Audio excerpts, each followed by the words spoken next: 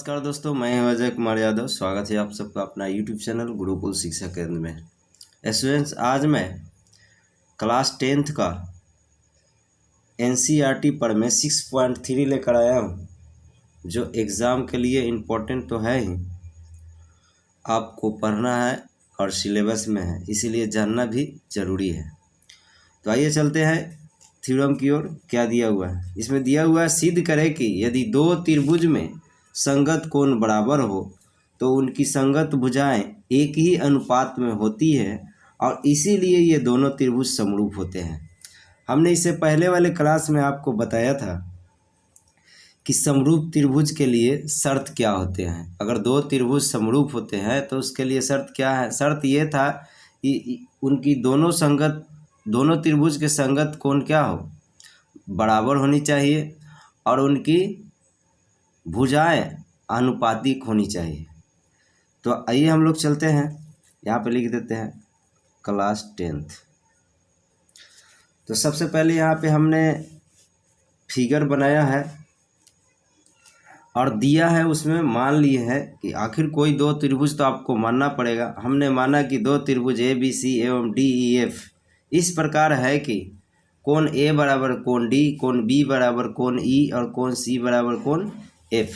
यहाँ पे देख लीजिए, दो त्रिभुज हमने बनाया है और दोनों त्रिभुज में कोण ए कोण डी के बराबर है, कोण बी कोण ई के बराबर है, उसी तरह सी एफ के बराबर है। इसमें दिया था वही हमने किया है। दिया है संगत कोण बराबर है। एक शर्त इसमें दिया हुआ है, ये संगत कोण बराबर है तो उनकी संगत भुजाएं एक ही अनुपात में होती है और एक ही अनुपात में होती हैं तो आप ये भी साबित कीजिए कि दोनों त्रिभुज क्या होंगे, समरूप होंगे। आइए आगे चलते हैं। ये हम लोग को प्रूफ करना है, सिद्ध करना है। त्रिभुज ए बी सी समरूप त्रिभुज डी ई एफ, ये समरूप का साइन है। तो हम लोग प्रमाणित करते हैं, यहाँ पे लिखते हैं प्रमाण। ये टॉपिक बाय टॉपिक लिखते हैं ताकि आपको किसी प्रकार का नंबर ना कटे। यहाँ पे हम लोग केस वाइज केस के द्वारा इसको प्रूफ करते हैं। ये दोनों त्रिभुज इक्वल दिख रहा है, इसीलिए हम लोग केस फर्स्ट लिखते हैं और केस फर्स्ट में एक साइड क्या करते हैं, इक्वल कर देते हैं दोनों त्रिभुज का, मतलब ए बी इक्वल कर देते हैं डी ई का। क्योंकि समरूप साबित करने के लिए दोनों त्रिभुज बराबर होना ज़रूरी नहीं है, उसका साइड भी बराबर होना ज़रूरी नहीं है।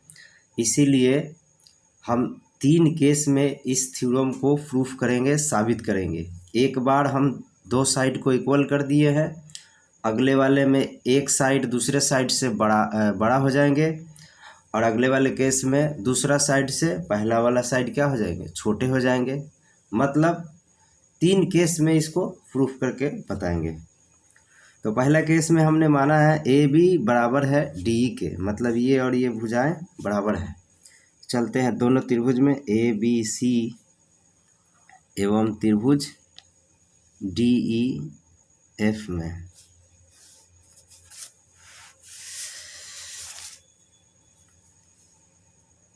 इसमें कोण ए कोण डी के बराबर है, ये तो गिवन है, मतलब दिया है।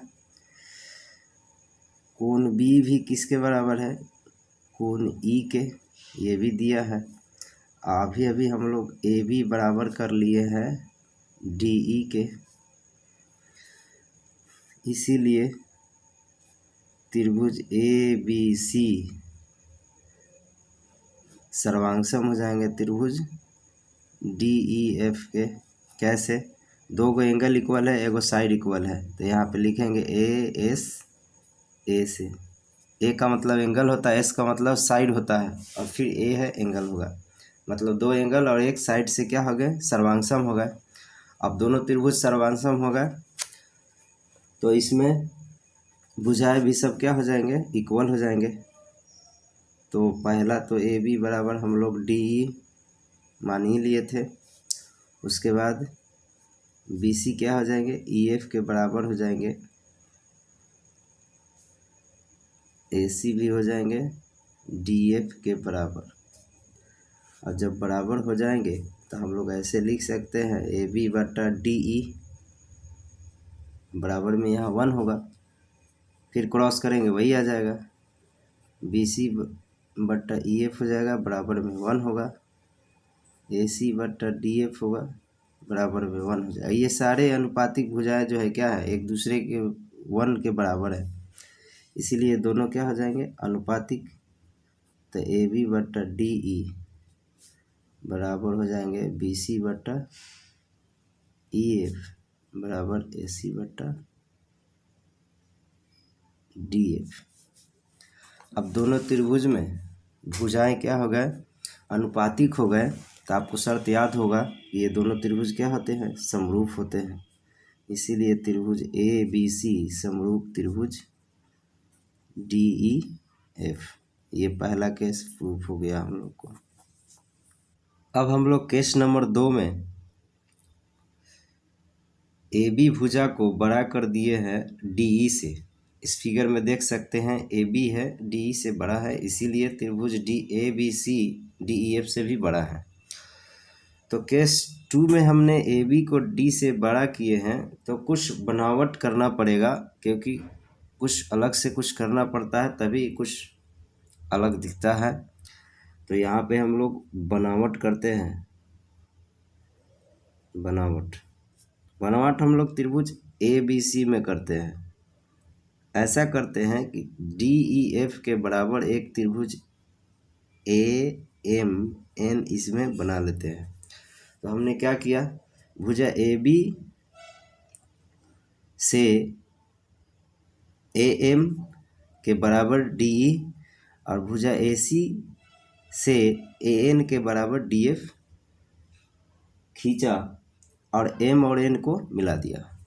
तो जो हमने यहाँ पे किया वही यहाँ पे लिखना होता है, लिख देते हैं। AB से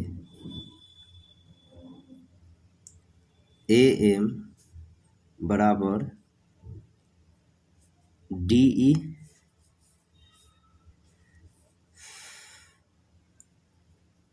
AC से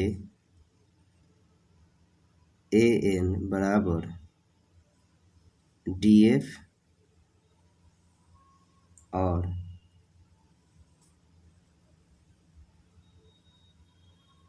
M को N से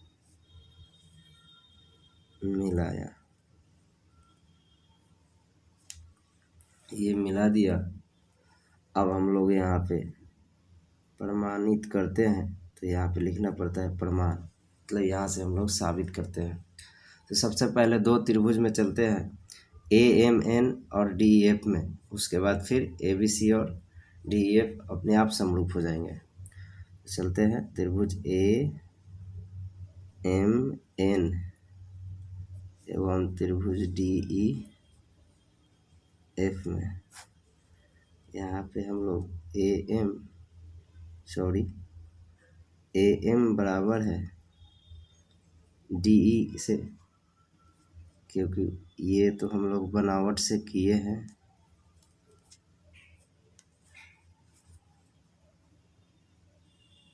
और AN बराबर है DF के, कोण A बराबर कोण D गिवन है, दिया हुआ है, इसीलिए त्रिभुज AMN सर्वांगसम हो जाएंगे त्रिभुज DEF के, कैसे हो जाएंगे, SAS से। हमने देखा कि त्रिभुज AMN और त्रिभुज DEF सर्वांगसम हो गए। जब दो त्रिभुज सर्वांगसम होते हैं तो उसके क्या है, कोण M कोण E के बराबर होंगे।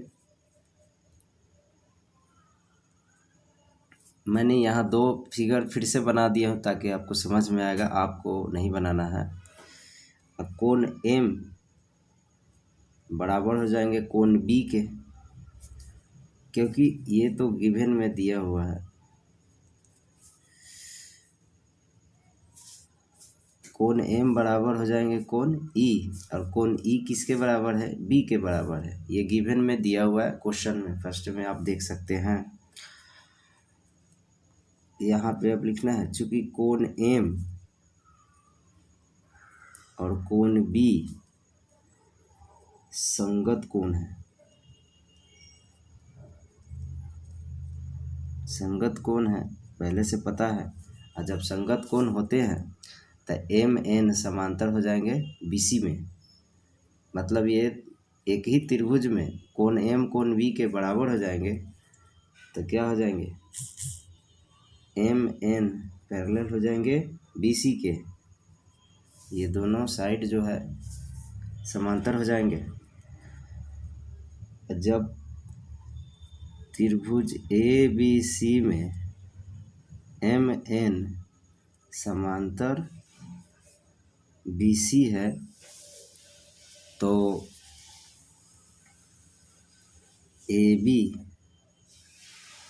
ए एम के क्या हो जाएंगे, बराबर हो जाएंगे। उसी तरह ए सी क्या हो जाएंगे, ए एन के समानुपातिक हो जाएंगे। ये दोनों समानुपातिक है।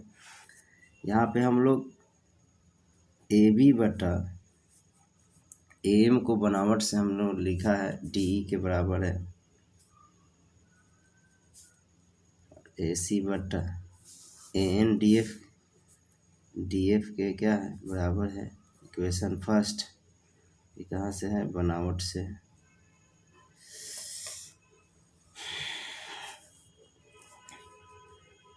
इसी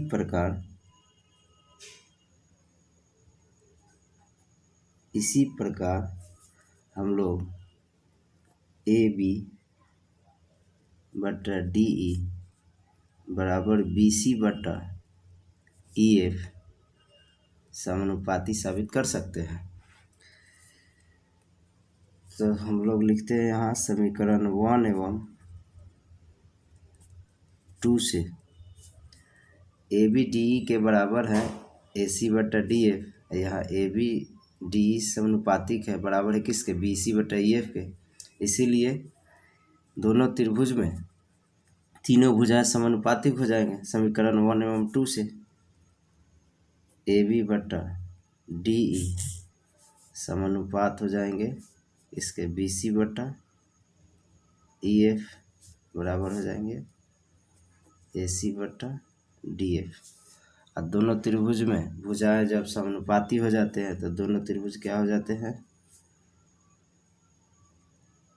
समरूप हो जाते हैं। ये प्रूफ हो गया दूसरा केस। सिमिलरली मतलब इसी प्रकार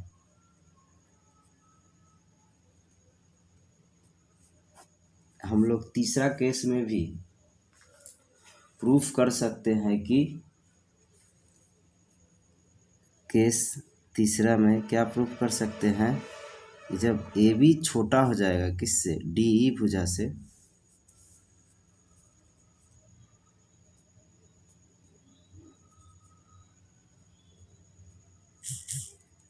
छोटा होगा तो भी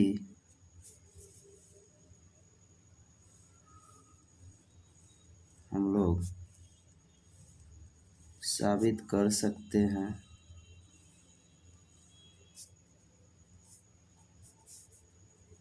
कि